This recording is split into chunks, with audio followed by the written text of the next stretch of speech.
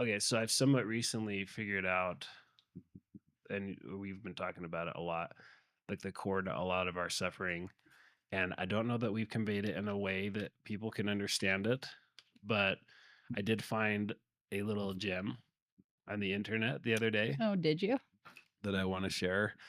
It's about 5 minutes long. It's from the movie A Bug's Life, and it Okay. basically explains exactly what's going on. It's pretty powerful. So, and this video is pretty funny. We'll see what you think. There was that ant that stood up to me. Yeah, but we can forget about him. Yeah, it was just one ant. One ant. Yeah, you're right. It's just one ant. Yeah, boss, they're puny. Puny? Say, let's pretend this grain is a puny little ant. Did that hurt? Nope. Well, how about this one? Are you kidding? Well, how about this?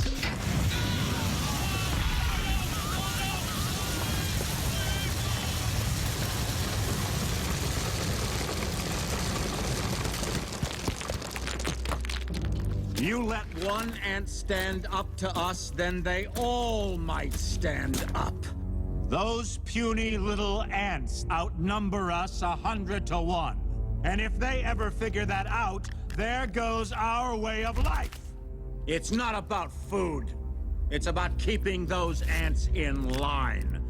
That's why we're going back. Does anybody else want to stay? Hey, everyone out! Hurry! Where's Scott? Anyone seen Doc? Whose idea was this? Huh? Was it yours, princess? Just get behind me, girls. It'll be okay. Leave her alone, Hopper! The bird was my idea. I'm the one you want.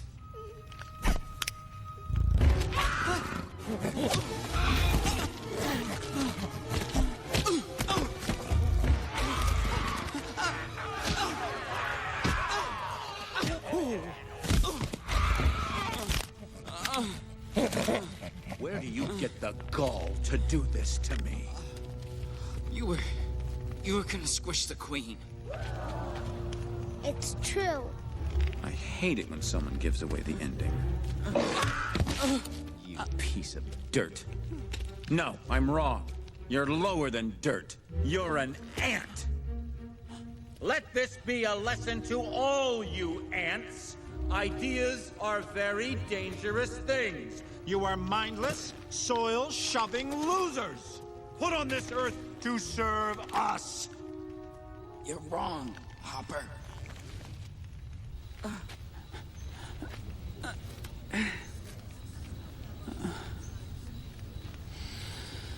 Ants are not meant to serve grasshoppers. I've seen these ants do great things. And year after year, they somehow manage to pick food for themselves and you. So who is the weaker species? Ants don't serve grasshoppers. It's you who need us.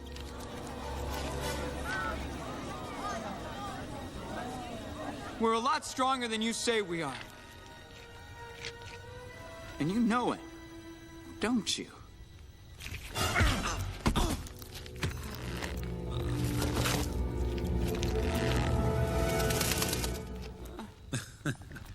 Well, princess. Hopper, I hate to interrupt, but,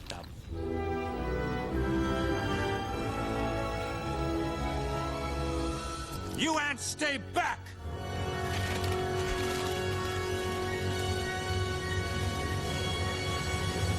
oh, this was such a bad idea. You see, Hopper, nature has a certain order. The ants pick the food, the ants keep the food, and the grasshoppers leave. I'm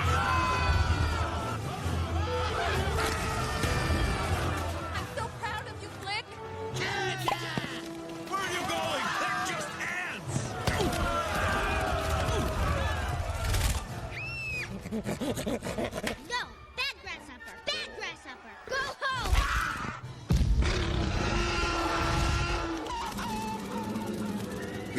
Yeah! Whether or not Donald is an ant or not, or a statesman or not, he has started conversation about this thing that's going on, calling everyone, calling out, and not even to the level that I would like him to do. I would actually like really calling out, but at least I can say that, you know, it's in the conversation now. It's in the zeitgeist. Everyone feels change is coming. Everyone feels the whole ant grasshopper thing. And the wild thing is that I don't know that I don't know that people really see it. And I don't know that we're actually explaining this very well. And I'm trying to Yes, we good. we have been trying to explain metaphysically, like, or like what is behind this, because it's not it's like, if depending on what side you're on, if you're a Democrat, you're saying these big businesses are exploiting people, not paying you active, healthy wages. And guess what? They're right. And if you're a conservative, you're over there saying, hey, the government's corrupt and it's got all these leering centers and this fraud. Guess what? You're right. But everyone's fighting each other Right. when we're all just ants. Which is so crazy. It's like Yeah. we're fighting within the same house. It's like whether you're doing the country, that's what's so annoying is the divide, and it's separated. It's working in the sense of we're not coming together and we're just in echo chambers. All of it is, a lot of it is fear based. The fear is not having enough. And so when there's that fear, and then it goes into tribal, why the ants haven't been able to liberate fully, because the fear is like they have been so conditioned that if they leave the tribe or whatever the thing is, that they're not, that it's like it goes into a primal core of like, I'm not going to survive. And it's no different than like household. When you're a kid growing up in a house, you might start to gain awareness of this is not the best conditions, but if you start to go against it, it literally goes into, am I going to survive? They're going to kick me out of the tribe, and how am I going to survive? That fear of being separated from the whole keeps people in this cattle call of up, or like sheep of we're just moving along with the thing. What's interesting is in the work I do with a lot of clients is I can see this where they're in this programming. I'll give you an example. I have a client who I absolutely adore, who is who has been in a marriage for 22 years and had 4 kiddos, and 3 of them have had like a lot of difficulty with like emotions and their eating systems. Required a lot of care. And anyways, as they're getting older, she's starting to have a realization, like, I've been running the ship, like, and I've been afraid if I don't pick up all the pieces that it's going to break down, right? So she's gotten so into the motions, but also not happy. Things aren't being met. And there's this realization today of, I keep putting in things to this person that I'm not getting anything back. But the fear is like, if I leave, I won't get any of it, but you're not even getting it right now, right? So how do you start getting into this awareness? It's starting to ask those questions. Why am I doing the thing I'm doing? Why, if you're a Republican, why are you a Republican? Is it because you grew up in that household and that's all of the people you're around and that's what you just took on? Or is it because you value what the Republicans are saying? No different than religion. So another thing we need to look at is the institutions. It's not just the institutions, it's society, how we all start forming to this thing. And the fear is, again, if I separate out, I'm not going to be part of the tribe. I'm going to be isolated. I'm going to be separated from the whole. As instead of starting to realize, wait a minute, sovereignty, really coming into the core of sovereignty is being able to rule your own domain and not being controlled. But if if you start going in and you're told if you do that, oh, that's scary, right? And it's scary. They don't want you to move in that way. Religion, right, was starting to say, Catholics were like, hey, we can get you access to God, but you got to come here first. Because God forbid we start to access it ourselves. That's empowering. And the fear is then we won't be able to control. But the reality is, and again, what Jesus was trying to say, this internalness, this heaven within is a wellspring. Love is the only energy field that expands and expands and expands. It does not separate at all. This guy, the egoic operating system, which is dualistic, can only see, only limiting, can't see the whole, right? So it's like, oh shit, I got to grab that. And it's human nature. We want to survive. And so we don't want to go against the whole because that's scary as shit, but that's where they're taking our power. Whether it's, and two, it could be in different environments, like meaning different cultures too provide that. Like here in Utah, it's like there's a whole perfectionism energy here in this state. That isn't, you're not going to necessarily get that on the East Coast somewhere. I'm not saying that it doesn't have its thing, but like that, even in our environments, we're afraid to go against the whole, all of these things. So it's starting to ask like, why am I doing this? What are my belief systems? How do I actually feel? Ooh, mind blower. Instead of what we think, how are we actually feeling? We can think whatever we want, but if it doesn't match up, right? I can't tell you how many times too, people coming in, we use politics for super easy, right? Where they're coming in and they are believing in one way, but they actually don't believe what's being said, but they are too afraid to go against the whole again. That's scary as shit. What also is interesting is once you get somebody to start voicing truth, oh boy, it's another domino effect, just like in the video. Because all of a sudden you get one person to wake up and say something, people start going, wait a minute. Yeah, you guys are controlling our power. Mm-hmm. You guys are keeping it. You're not helping us and that belief system. So it's really having to go into a deeper place and start questioning these things. Who is holding your power? Who? Is it the people around you? Are you trying to keep an image up? Is it politics? Is it status? Is it religion? What is it? But where are you giving your power is what I would start asking people. Yeah, where are you not free? Yeah, which is suffocating.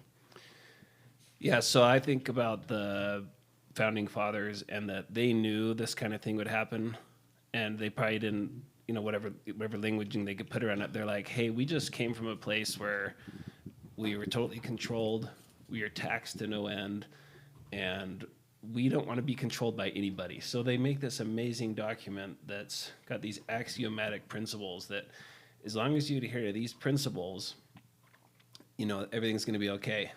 Some 250 years later, there's all this bureaucracy and stuff that's this, which is the injured masculine and injured feminine, mainly the injured masculine, I'd say the bureaucracy, all the rules and stuff. It's gotten to a point where it's like the Pharisees were like, you guys don't even look anything like what the founding document said or intended. And it's no different than spiritual reformation. Every religion follows the same cycle where, hey, or even like the healthcare, whoever came up with the do no harm. Okay, well, what the hell happened to that, guys? Mm-hmm. Are you telling me that that doctors aren't purposefully maximizing their profits by getting people hooked on pharmaceuticals and stuff like that? That sounds like harm to me. Again, so it doesn't really matter which you can go. This is what's so crazy, and so we have all this institutional corruption, which touches EDU, government, businesses, healthcare, everything. And in religions as well, where they all have the same common issue.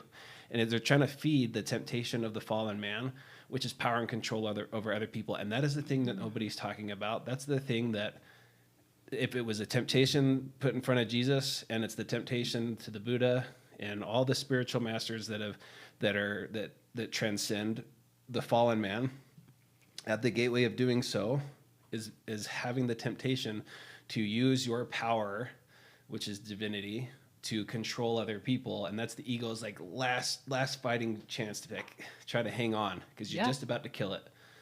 And a lot of people don't make it. There's a lot of people that get really up there and fall. And I don't know. I just feel like on a political podcast or a health podcast, anything that you're actually into, think about it in terms of, okay, which one of these, whatever I'm talking about, how is a narrative being controlled? And what is where's the other side coming from? Because I might believe I'm a liberal for X and X reason, but your best friend since elementary school, who you like have probably so much in common with, maybe he's a Republican, and you're like, instead of is there some narrative that's making me kind of demonize, or where is he coming from?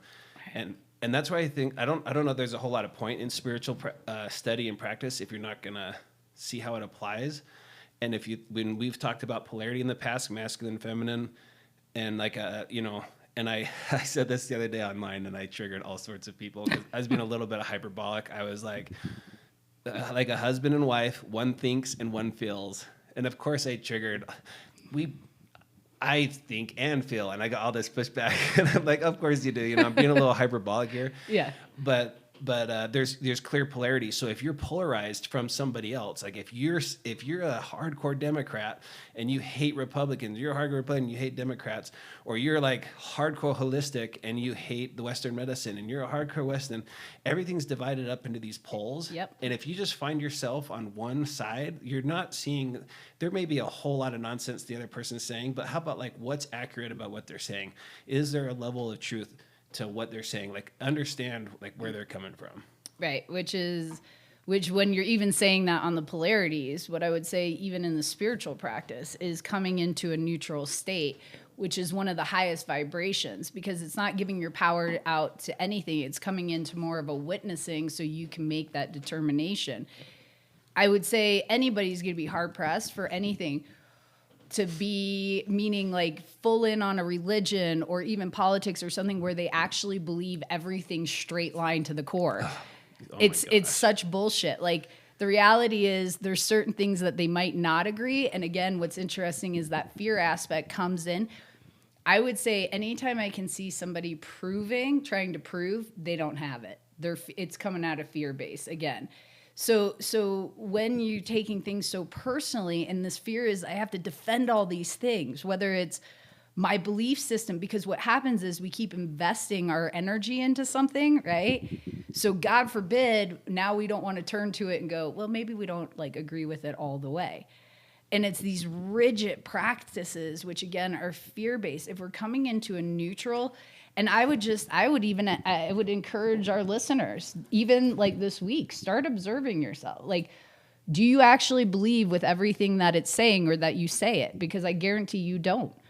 Pay attention to how you're feeling. We have been trained, again, to just go with the whole, and it's scary to go against that. But really, if we don't start asking these deeper questions and really getting out of the echo chambers and going, why do I do this? We're not going to start shifting. And that's what's starting to happen. And meaning in a sense, when they keep talking about this shift happening, it's more people coming into conscious states.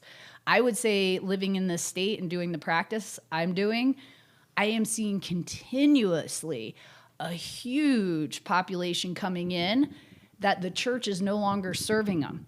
They're still going, and they're scared to come out to say, this doesn't resonate with everything, even to what I'm saying, right? Like, I believe in the church. It's been really helpful for me, but there's some of the practices that like don't really resonate. But they're going in and they're not advocating for that. And so they're just continuing in this fear-based thing where it's like, what is it like, just to throw out a question in that kind of situation, to go, well, what do you really think? Like, how do you feel about it? Even bringing that in starts to put cracks into the system, but usually people are driven off of fear. So they're like, oh God, I don't want to do that. And also pay attention. The fear is, I don't want to be left out, really, at the core. I don't want to be isolated from the whole. So where is that drive coming from? It's like, oh God, you're not going to start thinking for yourself if you don't start asking those questions. So asking the questions and being able to question is something that's required in order for something to evolve. So let's say the thing I was talking about earlier, our mics weren't working, but the hymn that I grew up on, I'm a Child of God, had some conditional love elements to it. It also said some stuff about like, I'm a child of God, so my needs are great. Well, that's not true, obviously. And, so if we come to awareness of knowing that, and we can't talk about it because talking about it implies we're being heretics to our religion, and we're afraid we're going to get kicked out, which always happens. It's like, you guys do things exactly the way we said it or else. And that's like, that is the biggest bunch of nonsense.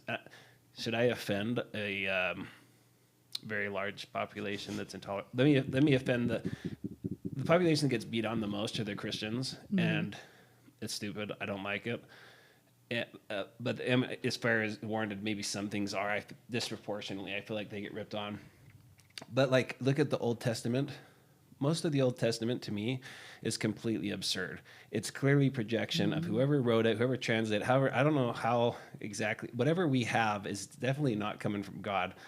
There's a couple books in there that are good, but like when a bunch of little kids make fun of a prophet for being bald, and God summons a she-bear to come out of the woods and rip them into pieces, that's not coming from God, guys. I don't care. It's just not. Fortunately, the New Testament, like I think about our Old Testament, a couple of good books, but the New Testament, like really good. It calibrates super high on the scale of consciousness, especially if you take out Revelations, which is another story. But the religion that nobody talks about, and I'm going to talk about it because we're in a war with it right now, and like I said, spiritual masters often rise up and then they fall into temptation. This is Hawkins' take on it, and I tend to agree that the Prophet Muhammad was a very like high level operator. He was speaking scripture. The Quran itself calibrates high, and the whole beginning. So think of like the inverse of the Bible. The beginning of the Quran is all love, peace, and forgiveness. And then towards the end, it's instead of the sword of truth, it's the sword of conquering, and the doctrine becomes kill the infidel and all this crazy stuff, which clearly, if you can question it, you can be like, guys, why is this saying that and that saying that? And there's actually a weird, I don't remember the word for it, but if it says something like, whatever the latest thing said was, because it was the most recent, it overrides the previous. And so if you're an extremist about returning to God, which is a noble thing, and you read and you're taking literally, and you're not able to like question when you see a scripture that says your job is to go and kill the infidel to get into heaven, and you are devout about that belief, then that's super scary. It is scary. And that's where a lot of people feel they're coming in. I would say the majority, I don't know anybody that doesn't think they're coming from a good place. Yeah. And it being super misrepresented. Like when you're saying, again, I don't know, just from my experience, the Old Testament is harsh. It's a really separate. I feel like that's why God sent in part 2, Jesus, to say this was the way, which is loving awareness. There is no separation. And what Jesus kept trying to say over and over was, like when he's saying the heaven within you, it is within you. It's a wellspring. It's not having to go out here and there's enough. And when I say wellspring, it doesn't end. It's a continuation. Again, this guy, the egoic operating is very dualistic. So you have these people coming in who are coming in at a good place, right? But if you don't practice in humility, boy, it's going to hijack you, and it's going to do it quick. And so the key in the practice of staying humble within getting these awareness states is humility. And I've talked about it too. I mean, I have access to, for me personally doing my work, I can see everybody's fear and joys, everybody's. I could go in and manipulate people. I could go in and say, well, you can only get access if you come through me. I have learned, though, my whole purpose is about, I say Operation Liberation. It's about helping empowering people. But it is a very fine line of taking power, which is fear-based, and empowering, which is love-based. And those two energy fields, you can feel the difference real quick, right? So it is about this expanding. It's about this, like, there is no tension. It's not trying to grasp. There's no force to it. But these guys who have gotten, it's not just religion, it's politics. Anybody in power positions, if you do not practice being humble, you will usually start using it to control, because, boy, it is powerful. Yeah, you are operation liberation, which is the feminine part of that clip we just watched. And so liberating yourself, and that's the Shiva energy, Shiva the destroyer. I used to think, oh, that's a rough deity. But if you're going to build something new, you got to take down what's corrupt. And so again, I don't know exactly how it's going to play out, but I feel like everyone feels there's a lot of change coming. A lot of our current systems, they're either they were built on it or they've drifted into corruption, and so it needs reformation. And how does that generally happen? A lot of bloodshed, wars and things like that. In this case, I look at the ant metaphor. There's really not that many grasshoppers. It's a bunch of us ants. So the idea is that, podcasting and communicating this stuff and elevating yourself, at some point, we're all going to realize, hey guys, we're all on the same team here and we're all getting hosed equally and we all want to treat each other better going forward. And then something's going to happen. I don't know exactly what it looks like, but. Well, we've also been trained, right, through history of things. There's an unjust. So what do we do when there's an unjust? Fight, go to war. That has been a practice for a really long time. Again, what I feel like poor Jesus was coming to try to tell us was there's another way. And we could actually love everybody into wholeness. So part of what I feel like we're doing here is giving that, and two, we're in a very Western state. Or Western country. We're very much on industrial, what are you doing? What are you creating? Instead of like the internal beingness. So part of having these conversations is giving another perspective of there's another way. We haven't been taught that way, but there is another way. And how are you going to find sovereignty? It's not about thinking. It's starting to learn how to feel. It's starting to come into a present state. Most of us, and we've talked about this over and over, I would say the majority of the world, I would say 85 to 90% are in reactive states. They're not even awareness. So something happens, they react, it's the same pattern, here we go. How do you break those patterns?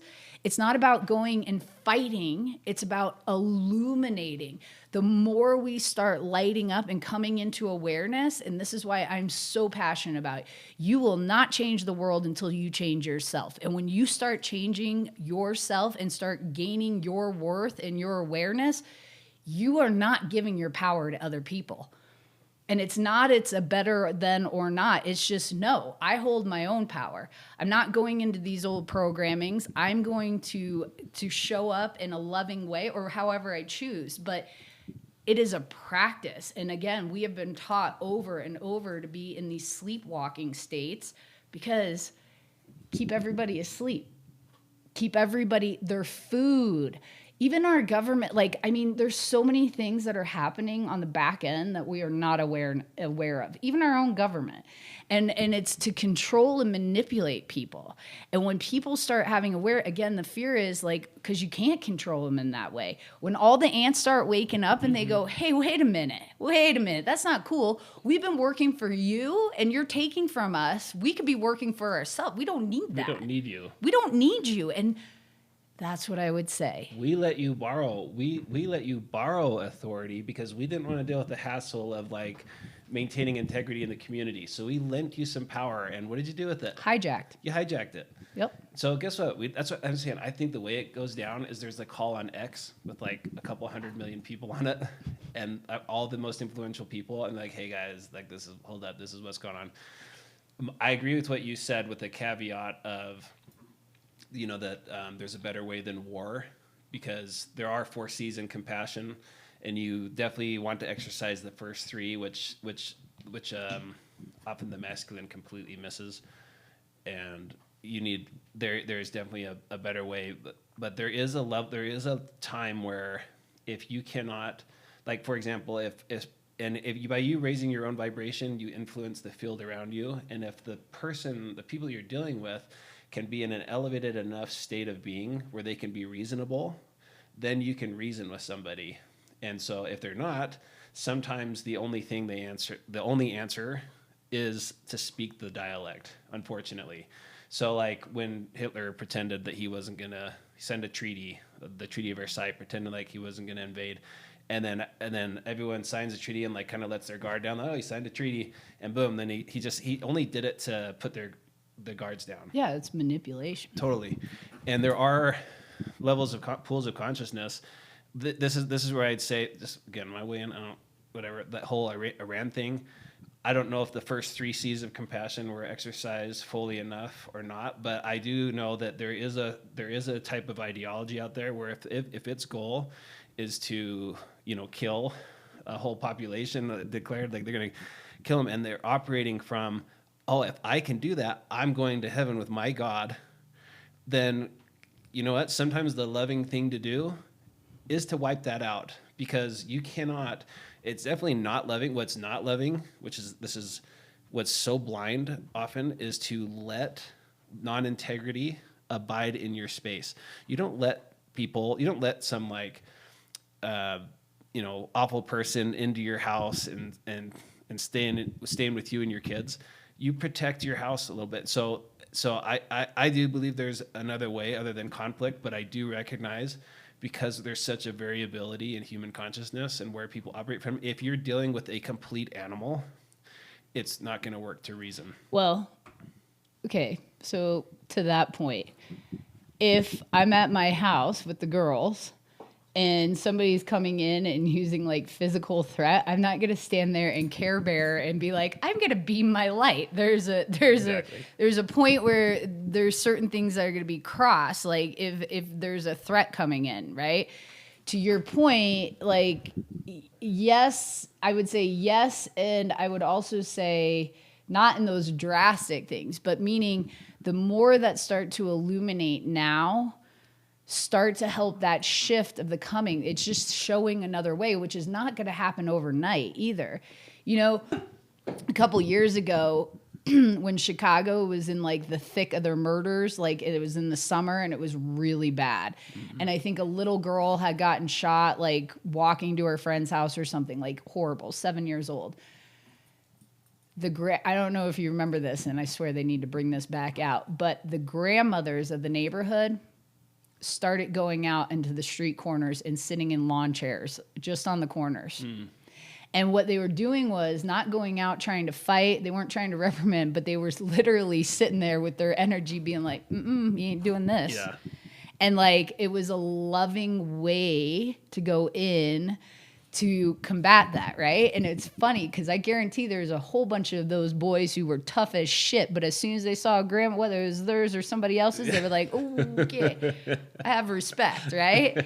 And so there are abilities and ways, and what it requires is being strong within the light. And that's where I would say empowerment starts happening, where you can't be bought, I mean, Jesus, for example, he knew what was coming and he still went with it, like Gandhi, like all those guys getting threatened. It's not bringing peace. And why it is such a big threat is because it's going to change the whole system. Yeah. It's going to change the whole system, and then they won't be able to control, and that's going to be a whole shit show. Yeah, the truth tellers are wiped out, imprisoned or wiped out because they're a threat to the power structure. So the common enemy that everybody has, the grasshoppers, is megalomania. It's the temptation for power and control.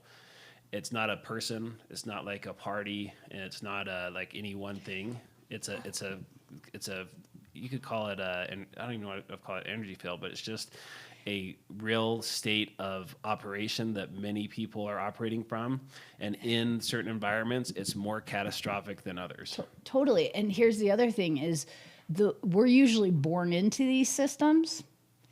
So it's not like all of a sudden we have this contrast point of where we can feel it, where we don't have it. So all we know is being conditioned under these circumstances. So it does really require in the waking up process, and it's uncomfortable. Like in the Gospel of Thomas, where it's saying you seek and then you will be disturbed. You're disturbed because you start waking up and you're like, holy shit balls. Like, I've been doing all these things that I thought was good, but there's like actually an undertone, and this was just to control me and like tell me this narrative. Again, whether it's education, health, all the things. And so you start to have this awareness where it's starting to ask these questions. Again, do I believe in this? How do I really feel about that? We've been conditioned to just get into the herd and go. And it's scary to go in to go, wait a minute. Because again, if you're investing in something your whole life, whether you are aware of it or not, but let's just say you're putting into an investment, like a money investment, the whole idea is when you're investing is that you're going to get a return, right?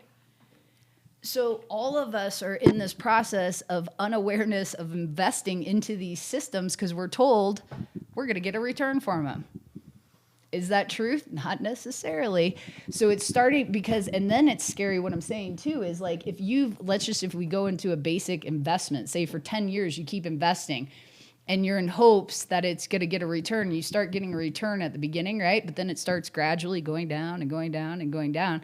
What happens is people also are like, I'm not willing to pull out because now I've already put 10 years into this investment. And now I'm not willing to pull out to go, wait a minute. And so no different than all these other systems. Like even when we're talking about food and stuff, I think we brought this up on the last one, is where I was saying even food controls us. And the cereal, they're like, yeah, actually, you don't need 3 meals. And General Mills came out with breakfast is the most important meal of the day, of course, because they want you to buy breakfast, Right. you know? Something as simple as that. Like I have literally grown up hearing my grandmother say that, right? Like in my parents or whatever, or everybody. Eat your grains. Eat your grains. It's the most important meal of the day. And like, even though that's so simple, but it's like that controls. That's a control thing. And it's like, is it the most important thing for me? Where do I stand at this? Warren Buffett teaches that it's called the sunken cost fallacy, that just because you are so invested in something and it doesn't all of a sudden make it a good investment. If it's a bad investment and the sooner you can get to figure that out and get out of there, good to know. I mean, if the investment itself you don't really believe in and it doesn't have it's an unprincipled investment as well, I don't know, at some point you have to question. And I believe the nature of the universe is if you're not going to question it, it's going to compel you to question it. Whatever it is, you're going to suffer as much as it takes, no more, no less, to catalyze evolution. Yeah. So in the sense, that's one thing I think about without trying to be too callous. But I like to say that everything you're experiencing is optimal. I believe it's all optimized for your evolution. And I don't believe it's ever even though it feels excessive sometimes, the stuff we go through. I don't know. It seems like you're just getting. I think the nature of it is to get just enough and knock on your door, and if you won't listen, one of those. Yeah. And you always see that in hindsight, and people are like, oh gosh, the first time my husband punched me in the face, that was probably should have. Well, here's the thing that kills me on that. Kills me. I will tell you, of witnessing souls after soul, I have yet to have somebody come in where, what did I have last week? Again, another relationship. There was betrayal going on, and this was actually really heartbreaking to witness. She was a therapist and a really damn good one, and could tell, but had gotten into a narcissistic relationship. Okay. And there's a lot of gaslighting, and anybody who's ever experienced gaslighting, it's excuse my French, but a total mind fuck. It really, that's what it is. It starts making you question your own state of being and who you are and all the things.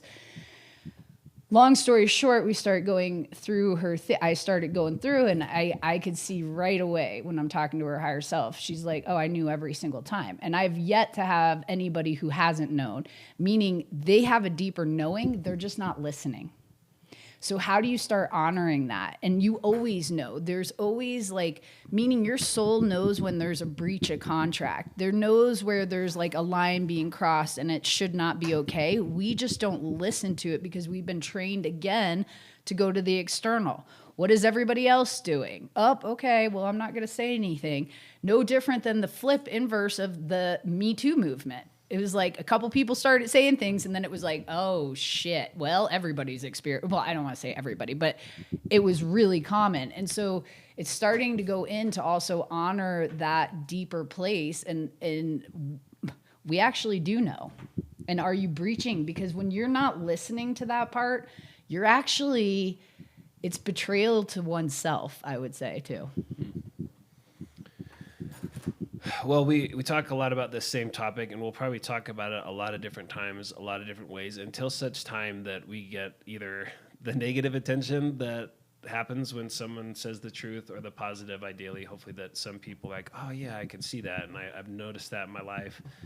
And again, we are not trying to disparage a lot of our institutions per se, because I know a lot of them are well-intentioned and good people, just calling a spade so that we can evolve. Let's evolve so we don't have to Shiva, destroy our entire, way of living. I'd like this to be the same thing I said about you're going to suffer just optimally as much as you have to. If enough of us can elevate our way of being, it's going to make it more gentle, this transition, when we face the grasshoppers. And I'm prayerful that it's more of like a, hey, grasshoppers, and then they just run, just like the movie. They're not even going to try to fight you because like, oh, the gig's up, guys. Like, got us. Well, because it is.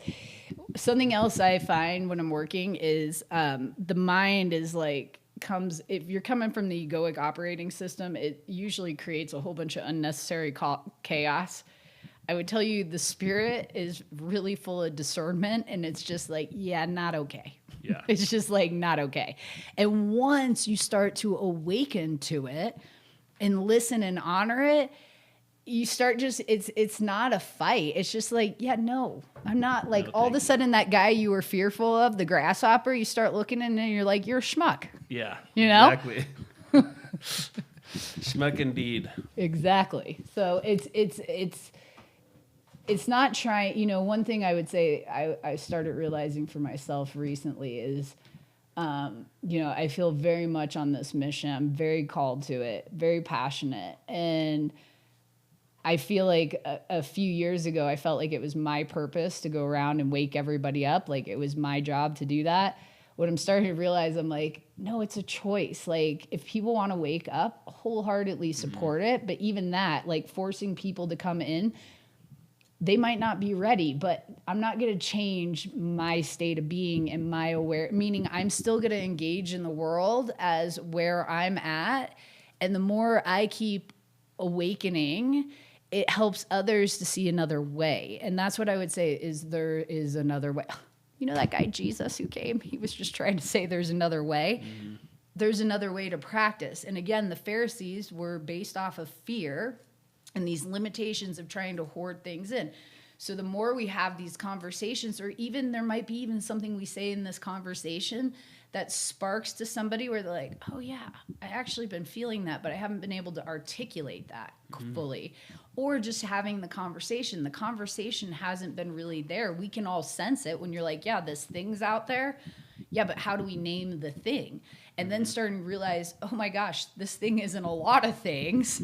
Holy shit, it's everywhere. It's always they. It's always they. They are doing this. Who the hell's that? Exactly. The othering. Which is also, if you're immersed in the temperature all the time, like if you're in a room that's 80 degrees all the time and somebody comes in who likes it cool and they're like, Jesus, it's hot. You need somebody also to come in to be like, hey guys, you've been in this for so long. Like you're just immersed in it. There's no contrast. And so having these conversations or coming up that gives it polarity to go, oh wait, there might be another way. And it doesn't mean you have to believe it. It's just more of what I'm always seeking, what I'm hopeful for people is not saying, oh, you have to change these beliefs, but just ask that question, like starting to go deeper. Why am I doing the things I'm doing? What is it that I'm seeking?